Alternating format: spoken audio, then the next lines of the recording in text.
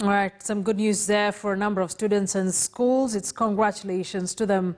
Now, coronavirus is now airborne. This has been confirmed by the Center for Disease and Prevention, CDC, which has given new guidelines stating that COVID-19 can be transmitted through aerosols that float in the air and can be inhaled at a distance greater than 6 feet from an infected person. Now, this revelation coming at a time learners in Kenya are going back to school and teachers have been urged to take up COVID-19 vaccination. Our health and science reporter Beldine Waliaula tells us more. Center for Disease Control and Prevention, CDC, on Friday updated its public COVID-19 guidance to explicitly state that coronavirus can be transmitted through the air up to 6 feet.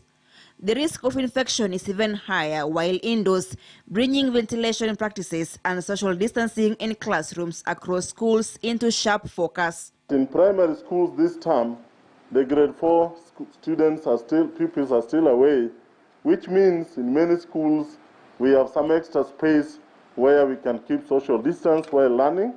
The same applies to secondary schools where we don't have Form 4 students for this term. The education fraternity has not been spared from the jaws of the pandemic, with 52 teachers succumbing to the virus. It is sad to note that so far we have lost 37 secondary school teachers, including 24 principals, 3 deputy principals, and 10 classroom teachers. So far, a total of 143,684 teachers have been vaccinated against COVID-19 as the Ministry of Education pleads with teachers to take up the jab.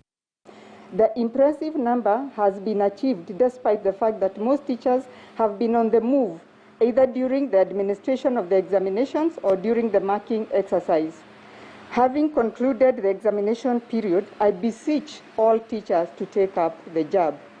Meanwhile, Kenya has issued a notice on travelers from Thailand, Pakistan, Brunei and Kuwait to quarantine at their own cost upon arrival, while those coming from the United Kingdom should have a valid COVID-19 vaccination certificate and COVID-19 negative PCR test and must isolate for 7 days. The stern measures come at a time when the COVID-19 positivity rate in the country is 3.6%.